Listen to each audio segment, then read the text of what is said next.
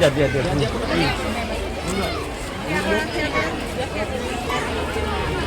যা হ্যাঁ কৰ যা হ্যাঁ পাৰো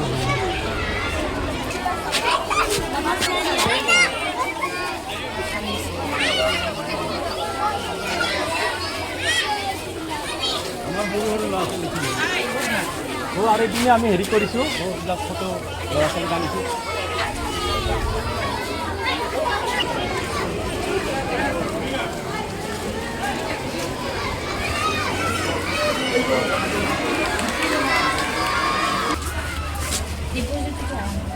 দিব্যজ্যোতি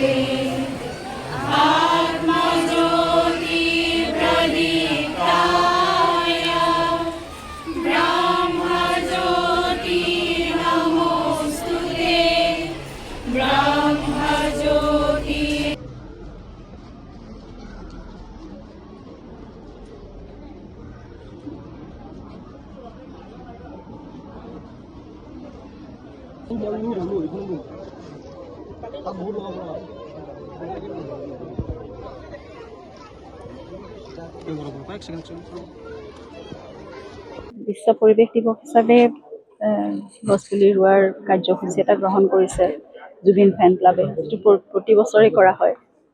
জুবিনৰ নেতৃত্বত, তেওঁৰ আদৰ্শত আৰু তেওঁৰ গাইডেন্সত কৰা হয়।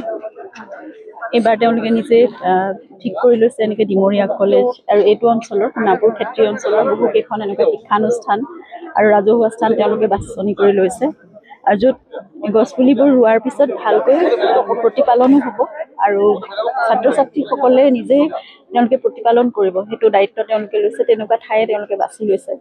গতিকে জুবিন ফেন ক্লাব তেওঁলোকে জুবিন আৰ্মি বুলি ক'বলৈ ভাল পায় আৰু জুবিনৰ আদৰ্শ কঢ়িয়াই আনিবলৈ তেওঁলোকে চেষ্টা কৰিছে। গতিকে মই তেওঁলোকৰ লগত সহযোগ কৰিছোঁ। আমি এনেই জুবিনে অকল পৰিৱেশ দিৱসৰ দিনাই নহয়, গোটেই বছৰটোৱে তেওঁ গছপুলি ৰোপণ কৰাৰ কাৰ্যসূচী যিকোনো সময়ত য'তে ত'তে তেওঁ গ্ৰহণ কৰি থাকে আৰু চেষ্টাও কৰে যাতে ভালকৈ তদাৰক হয়, গছপুলিবোৰ প্ৰতিপালন হয়, ডাঙৰ হয়।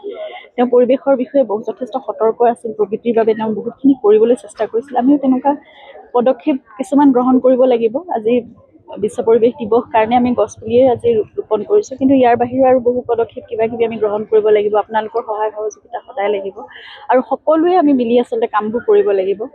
অকল গছপুলি ৰুই আজি ফটো দিলোঁ, আমি মিডিয়াৰ আগলৈ আহিলোঁ, সেই কথাটোৱে কথা নহয়। আচলতে সেইটো নিজৰ ফালৰ পৰা কৰিব লাগিব। উন্নয়নটো লাগিবই পৃথিৱীত।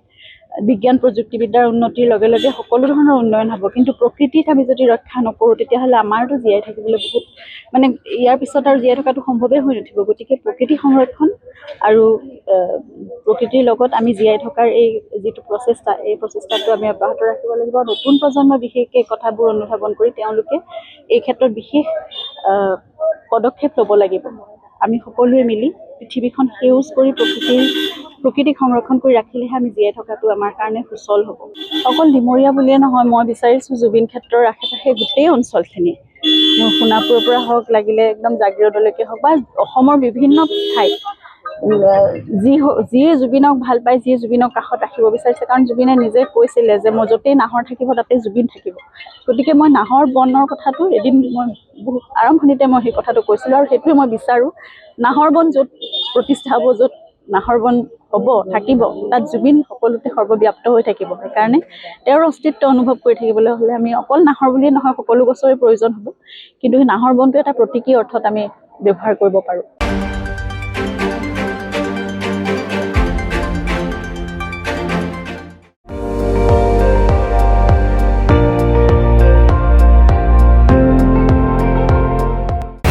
আপুনি চাই আছে ND24 সৰ্বশ্ৰেষ্ঠ নহয়, সৰ্বোত্তমৰ দৌৰত।